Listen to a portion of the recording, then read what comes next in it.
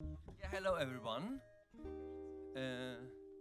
Do digital platforms pose a threat to democracy? That is a question. Big topic. Let me introduce the panelists first, please. We have here Pernille Tranberg. I hope I pronounced it correctly. She's an expert in data protection, or as she would call it, digital self-defense. And she's a co-founder of the European think tank DataEthics and worked for some years as a tech and investigative reporter at the Danish national daily Politiken. Right. So we have Dr. Christina Colclough. I hope I pronounced it correctly. Christina is a director of platform and agency workers, digitalization and trade at UNI Global Union. And she's specialized in the future world of work, digitalization, ethics in AI, and big data. And she views herself a digital optimist, as I read. Peter Sunde, co-founder of, tragically, file sharing network Pirate Bay. He left it 10 years ago, but it's still on his badge. The most resilient BitTorrent platform in the galaxy, it praises itself. Sunde founded Flutter, Nigella, and similar services for alternative infrastructure, and he's currently artist in resident at the Swedish art collective Konstag. And Clark Parsons, on the left, is the managing director of the Internet Economic Foundation and a strong voice for the development of a better internet economy in Germany and Europe. So if you ask young people, do social networks pose a threat to democracy?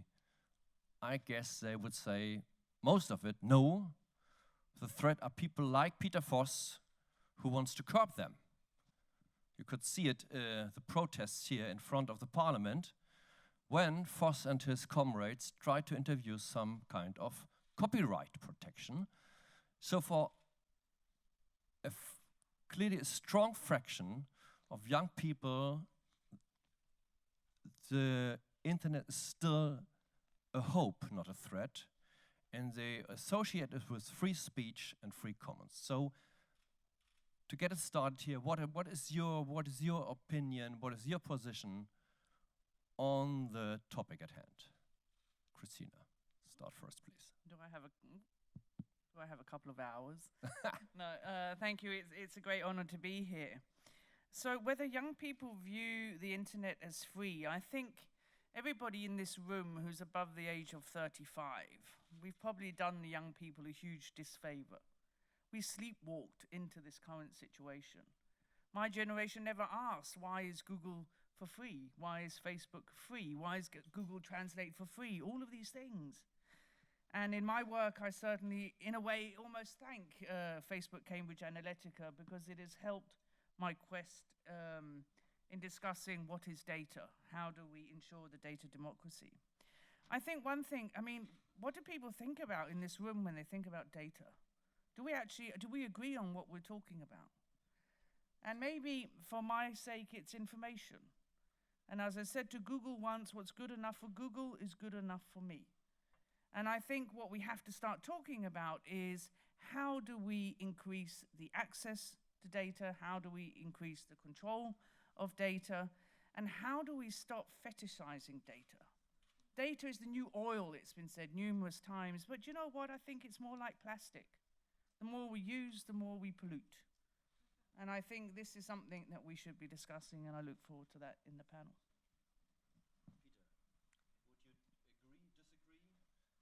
I just want to remind you the plastic is made from oil. So that you know, it is the new oil, definitely, but it's actually, I would say big data is more like big tobacco. It's something we didn't think about the harm it could do in the beginning. Everyone was using it. All of a sudden, we started realizing there's cancer. We asked to the tobacco companies, please put a label on your stuff that it's dangerous for you. And now we're doing the same with Facebook and Google and all of these people as well. So definitely, they are really dangerous. The difference is, though, that big tobacco, they have to have like a license to operate, whereas Facebook, we need a license to not get rid of them almost. Zuckerberg is a new state dictator, I would say, since he's not elected, and we still consider him being like a company that we can compete with or anything. So that's kind of my situation. I think the problem is not if we're for or against data, if we're looking at the internet as positive or negative. I'm more dystopian here. I think that we have no choice to just live with it. Either we burn it to the ground or not. I also think it's interesting that we call this that we want to have an optimistic and courageous discussion about these things, being here with... I was just a few months ago in Moscow and hung out with the most optimistic, the most courageous man I've ever met, Snowden.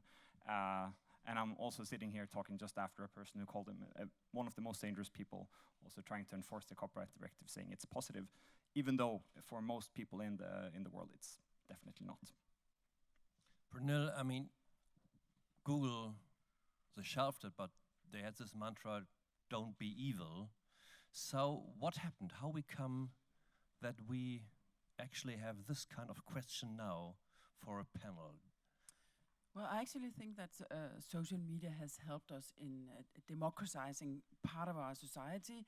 I'm a former newspaper journalist, and now everybody has a say. And that's why we really loved social media in the beginning, and why a lot of young people love social media. We have a say, and we can have it anytime. We have our own media. And that's wonderful. And I don't think we should regulate that in the same way as we regulate mass media. What we should is teach people to be public persons, because that's what we are on social media. We are public persons. And I can handle that as a journalist, and more young people can handle that. And where we need to regulate is, on the other hand, where social media is undermining our democracy, and that's by making us all transparent. Because in a democracy, those who are transparent, that's those in power. That's governments, that's big companies. We don't need to be transparent. If we are too transparent, we will be manipulated with economically and politically, and that's what we're seeing with Cambridge Analytica, Brexit, US. We've seen the manipulation. Even, everybody here probably pay too high a price whenever you buy something online. Especially if you go through an American portal, you're paying too much for a hotel, I almost bet, unless you know to use the tools, how to actually kind of hide yourself online. And that's what I'm doing today and what I'm teaching today, because that's the current situation. We don't have the right infrastructure. And I do believe we have a way to go in Europe, which I call data democracy. That's where we as individuals sit on our own data. And it's not government nor companies who are sitting on our data. And we can change that in Europe, I believe. Clark, what went wrong? I mean, the promise was to create a better place, to create a better democracy. They came out of, a lot of the founders came out of this hippie culture. Is it maybe this, to think that you're morally superior, that you're not evil, so that you have a blind spot there, that you don't see that even the evil forces of capitalism drives you as well as a company?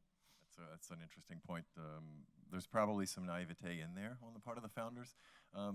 It's interesting, I was thinking back 10 years ago in Cannes, the Obama campaign won the Grand Prix. And we were celebrating the fact that social media and this new world of the internet could unite people, could give us a new form of political discourse, could connect us in ways that we'd never been connected before. What's happened 10 years later?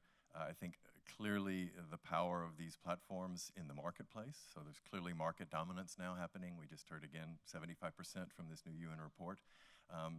That's playing a huge role. And the other one, of course, is, let's face it, the weaponization of these platforms in 2016 for Brexit and the Trump campaign with the fake news element is something we're doing a study on now. It'll be out in a month, so shameless plug. Look for it, and at the end today I can give some of our recipes for what the EU could do short term. But I think those are the two key things, and it's really important, in regulating the media over centuries, market power has been a key element. I mean, I know in Germany there's a commission that controls how much percentage of the ability to make, the public mind is there. It's in all of these countries. It's grown up over a long time as one of our norms and practices. But if 18 to 29-year-olds are now getting most of their news online, digitally, And so it's enormous market power. And so when that gets abused, or when people are finding a way to game that system, then you're really talking about a threat to democracy, because the people have to inform themselves in some sort of trusted way. And we have norms and standards for that. And that's the debate I think we'll have here today too, about the censorship. Everybody was screaming at Axel Voss. So you have freedom on the one side and security on the other. And this is sort of the eternal debate that free, liberal, modern democracies have been having about should we control how the people inform themselves or not? But clearly, I think right now we realize that some correction is in order. Christina, the first frontier of battle was copyright, and now it shifted to data protection. We had this huge scandal with Cambridge Analytica, and everyone told us that would be a watershed moment for Facebook. And the price of the stock went down for 2 weeks. And I know it's back. In hindsight, it looks like a blimp, actually. There are documentaries now, the big hack is one, and so on. But it doesn't seem that it really hurt Facebook. Why not? Many different reasons for that. I think market domination is one. I think as well, why didn't it hurt Facebook? Tim Wu, he wrote an amazing op-ed in the New York Times last year called The Tyranny of Convenience. And I think we have become slaves almost to this convenience. We know that we're soaring off the branch we literally are sitting on by falling for the convenience of a lot of these e-services. But of the lack of alternatives that will protect our data, the lack of alternatives where we can be empowered by the collective data that is being produced, also means that we slip back into the tyranny of convenience. So I would say, instead of asking what is Facebook doing right, we should all be asking what are we doing wrong. And one of those things is definitely not coming up with alternatives, as Pernille was mentioning, of how can we control our data? How can we collectively make data, if it's oil, tobacco, or plastic, actually become a benefit for the majority and not just the few? And there are brilliant systems out there. A lot of governments are now talking about various models for data trusts. I've done some work with Professor Sandy Pentland at the MIT, bless their soul at the minute, on credit unions and how we could actually give credit unions a new power in relation to being the protectors of our data and make that data serve a common good. So there's lots of opportunities, and I would say in relation to the GDPR is great in many, many ways, but data protection is not enough. We have to then turn to the next big question and say, how can we make this a benefit for our societies, and not least from everybody? I mean, small and medium-sized companies who are at a far competitive disadvantage to the big companies, but also NGOs, trade unions, school children, and so on and so on. How can we responsibly tap into this vast amount of information, which at the moment is limited to the few? Peter, what are we doing wrong as customers? I think actually that's an interesting term, because we are not customers, we are users, which is really interesting. You're right, yeah. And it's interesting using the term users, because there's only two industries that use the term users, which is, of course... The other one are the drug cartels. Yes, so it's drugs and technology that look at us as users, and that's what it is, because we're addicted. I come from a technological background, so I'm one of the few people that raised my hand when intro talk was talking about who can code and not, and I know this is not a technical problem. The problem is, of course, on let's say how we decided that society should be run. It's an ideological problem. So who owns your data? Why should anyone else besides you own your own data? That's my biggest, and it's the only question. There is no point to that. I think there is, if you asked anyone, can I have your data? Can I have your information? Can I be you? They would say, of course not, and we laugh in your face.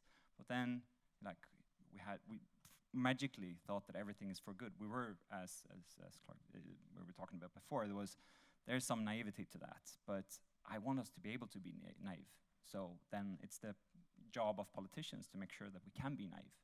So I think where we went wrong is like we are reactive and not proactive.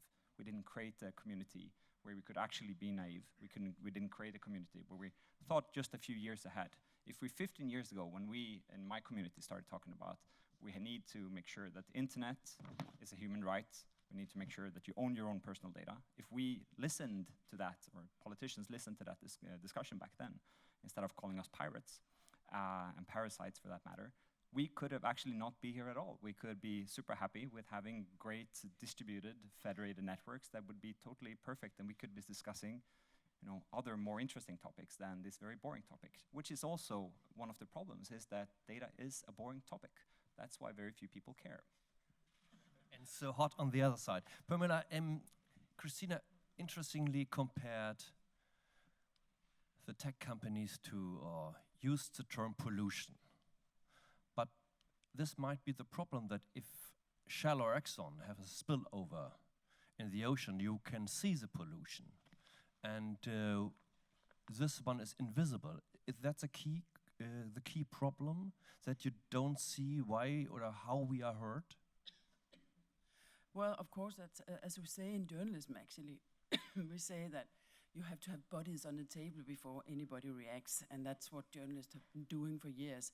And we have that now. We have those bodies on the table. So what do we have? Yeah, I think Cambridge Analytica and Brexit and Trump actually is a body on the table. And so in a way, we have seen it now. A lot of people are worried about data now and their data. And what we could do in Europe actually is change it and say we don't want this infrastructure which we have now from the US. We want to change that infrastructure. We want to have an infrastructure where we have our data in a bank. Just like we control our own money, we can control our own data. Companies will get better data out of it because you'll get data directly from your customer. Governments would get better data out of it. And we have very important people like Tim Berners-Lee. We have 2 big European projects where they're working on a new infrastructure where you can have personal online data pods where you control your own data. I know it's we're talking about a conference here where we talk about innovation. This is out in the future, but we can innovate creating services where we can activate our own data and get a better life, better health, better route to your work. Anything. You can use your data in many, many ways. And that's why we can change in Europe. And GDPR is giving us those rights. I can ask Facebook to get all my data. Now, I've been lying on Facebook for 12 years, and I teach everybody to lie on Facebook. But on Twitter, I don't lie. I can get all my data and use that and activate my own life. That's the future, I believe. And not accept the infrastructure of Facebook, for example. Clark, the alternatives Pernille is talking about, are there real alternatives? Are there any alternatives at all? Or if you were a Facebook manager, wouldn't you shrug it off and say there is no real need for change? I mean, in the first or second quarter next year, Facebook Libra will launch. They're creating their own central bank with 100 companies. Not only Facebook, but a lot of other partners are already bought in. I think then everyone in Europe will run around like chickens with their heads cut off and say, wow, blockchain, decentral, maybe we should get it. 2 weeks ago in Berlin, there were 2,000 people at Blockchain Week. The press wasn't there. All the Chinese investors were there. The Americans were there. Everybody was there. The Ethereum creators have now updated everything. I mean, in this room, Ingo from Kilt has an incredible new paradigm for identity management and certification. Europe is ahead right now, but doesn't even know it. That's kind of our problem. We're actually the capital of the world in blockchain tech right now and decentralization. We don't know it. We don't know how to regulate it, how to help it. We're all just kind of running around, occasionally doing policy papers and hoping for the best. So that's kind of our problem. Where we're ahead, we don't even realize it. And we were behind for a long time. It took a long time to wake up to that too. So, I mean, I have some short-term answers for how to regulate fake news, but I think this is much more important, as Axel Voss said. I mean, let's think big. We have a chance to create a different type of internet. It's being created right now by the people who want a decentral internet, who don't like this market dominance.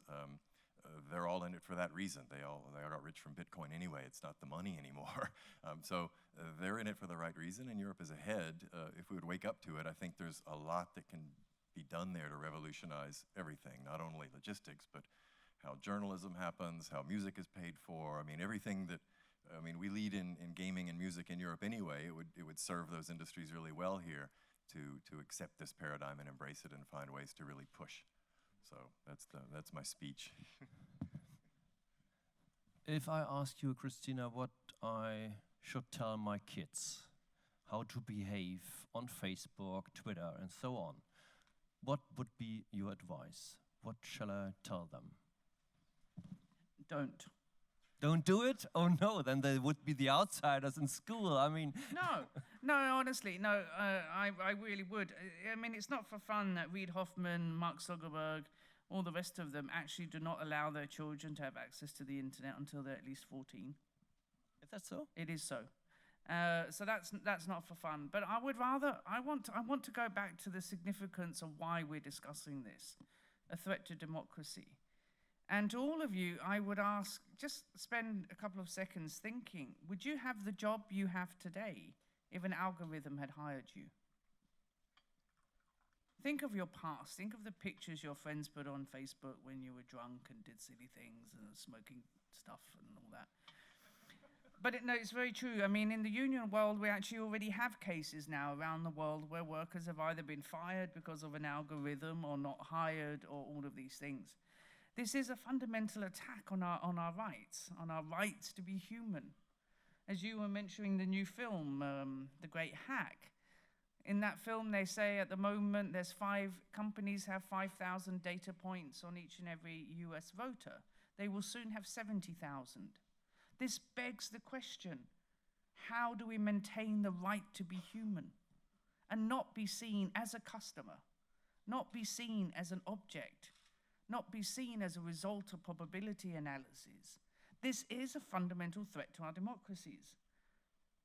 It is a fundamental threat to you being able to do what you want to do and seek your life opportunities and not have them already decided for you by an algorithm. We must take this deeply, deeply seriously. Now, if you all think this is a bit hocus pocus and Black Mirror, I can give you an example. I lived in Brussels some years ago, was denied a mortgage because of quote unquote my health file. The bank had bought aggregated data from the health insurance. They had then compared that to when I used my credit card in pharmacies and then triangulated that to when I'd used it to pay hospital bills. It didn't take them very long to find my health file. Now, this is illegal, but it happens, and it happens, and it happens in all sorts of circumstances. So I really think that what we have to do here is understand what all of this data mining is doing. It's making probability analysis sexy again. I bet you all hated it in school. But this is very true, and this is why we must be concerned about not only what I would call the political distinction between personal and non-personal data. I mean, surely you've experienced this as well. Most data can be made personal depending on the verifiers you use. But this is one thing. Second thing, the free flow of data, which is being discussed in many trade circles and all over the place. We have to understand the free flow of data does not mean the free and equal access to data. At the moment, it is free flow of data into the pockets of big tech. And then, thirdly, and don't forget this, we have an obligation. Everybody in this room, and the majority of us, if not all of us, are white. We have an obligation to make sure that the global south also have a decent path into the digital economy and not just exploit it for their data. And lastly, my last comment, because I realize time is running out, we all say China versus the United States and Europe is stuck in the middle. And then we go, oh, China, the social credit system. But to be honest with you, we have the social credit system in the West. But it's not run by an authoritarian state. It's run by numerous private companies. Cambridge Analytica was one, Palantir is another. And there's lots more of these so-called data brokers. We must take this seriously and go home and beg the question how we can defend our democracy. Peter, that was a very passionate appeal to do something. Do you see any power in the world that actually can do something? Or do we have to rely on Donald Trump on that because he hates Silicon Valley so much? The good thing with Trump is that he actually decentralized power, right? So many countries outside of the United States decided that we can't depend on Trump anymore, so we're taking some sort of power back. So the irony of him being a total bastard and total asshole is that we are now getting rid of the United States or a country dependency. Of course, like going back to the thing that I'm a technologist. I'm super happy that there might be solutions for this. Should be optimistic. I'm not really optimistic because it was never a technological problem. So when we talk about blockchain, even though I think it's interesting technology, purely from a standpoint of being a technologist, it's not the problem. We had decentralized systems before. The internet was based on being decentralized. That's why it works so well. The problem is that we did everything we could, everything in our power to centralize it. Not only did we use only social medias and we gave all of the power to companies in one country, we also allow them right now to buy the infrastructure. So that's one of the things we're missing to talk about in all of these discussions is like we have companies like Cogent in the United States buying up smaller operators, buying fiber cables, owning the infrastructure, the fibers passing between countries. All of these things are now owned by maybe 10 companies globally. Some of them are actually European, which means that we could have some hope of actually having some regulation that would be beneficial to us, but we don't even see the problem. We're more talking about Facebook and all of these smoke and dagger mirrors. So my problem is that in Europe, in general, we kind of, it's like in the Matrix. Like we got the two pills, so the red pill and the blue pill. We took both. So we're kind of in the same world, but some sort of European thing that we want everyone to help to actually get out of it. But we're just going to stay there. So I think that's our problem. We need to wake up, but we're already awake. So I don't see any way forward. So, I'm a little bit depressed. A friend of mine recently sent some pretty tough questions to Facebook Germany, and what he got back was an email with 3 smileys from a press officer. That was the answer from Facebook to his questions regarding data protection and so on and so on. Think about doing that at Pfizer or Bayer or Shell, yeah? There you have a spillover there. Smiley, smiley, smiley, yeah? So what you can see, I think, in that example is not only how they treat journalists, but how serious they take public question from the public interest. It's, to file a claim in Germany or in the Netherlands or in England against Facebook, Google, or Twitter, it's pretty hard because they will tell you, no, this office there is just a front office to collect advertisement. They have no, all other headquarters are in Ireland or in the US. So to sue them, it's a pretty nifty thing. So do you have any idea what you can do about that? Because this is pretty basic. If you feel violated in your rights and you can't even sue them. Well, I think you should forget taking Facebook so seriously as you do. Journalists tend to really look seriously at Facebook. I think it's the same as Google, actually. Yes, I know. It's Facebook and Google. But I believe while we are working now to create a new infrastructure where we can get individual data control, I think we should do obfuscation. And that's what I do, We should not give them our true data. So we can, in some ways, you asked a question about what to tell your children. I would tell them, whenever you are not professional online, you should lie about all your data. It's a very bad message to give children, but they're lying anyway about their age because they all say they're 13 to go on Snapchat, right? So they should use an alias, another name, they should use a VPN, they should use an ad blocker, because of course they want to use these platforms. And that's what I do myself. I separate my private and my professional identity because I want to be found out there as well. And I'm very keen on Twitter, for example. I really like that. So, but along doing this, we have to build a new infrastructure, and we can do that in Europe. We have to trust ourselves. As Alex said, I really believe we can. Axel said that, sorry, Axel. We can build this, and there are 2 really interesting projects in Europe going on now building this infrastructure, paid by European money, by the way. Like you mentioned, that you've got some ideas what to do. And Yes. I think all the people in the room now are keen to hear them. Yeah. We've primed the pump, as it were. Yeah. Yes, this is the time the salesman closes the deal.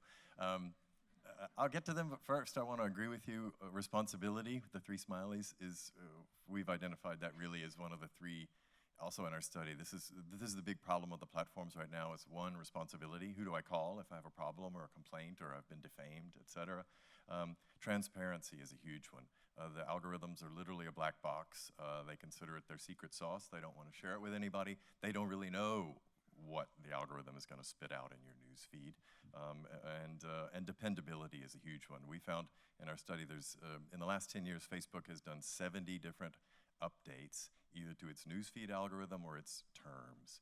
So how do you even know what's going to land on the newsfeed if you're a legitimate journalist? You know, you can't really game the system, but in general, the rules change every day. If you look at the Pelosi video, 3 different platforms in the US for a US case had a different way of deciding that.